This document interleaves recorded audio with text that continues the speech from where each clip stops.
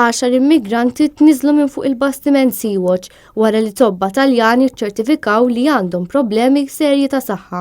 Dan hekk kif is-Sea-Watch għadu qed idur fil-vojt fiż-żona ftit il-barra minn Lampedusa.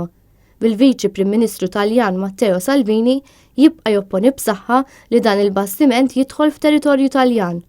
Issa għad hemm 43 immigrant abbord is-Sea-Watch u fosthom hemm numru ta' tfal. Salvini qed jgħid li s-Sea-Watch għandu jmur il-Libja u jniżżel lill-immigranti hemm. Iżda l-NGO li tmexxi dan il-bastiment qed tirreżisti b'saħħa. Bil-Viċi Prim Ministru Taljan jirreaġixxi billi qal li jistgħu jibqgħu fuq il-baħar sal-aħħar tas-sena. L-ekwipaġġ tas-Sea-Watch qed jgħid li huwa tal-mistħija kif quddiem dan kollu l-Unjoni Ewropea tibqa' fil-muta. Meta diġà għandek 60 belt Ġermaniża li lesti jilqgħu lil dawn l-immigranti salvati.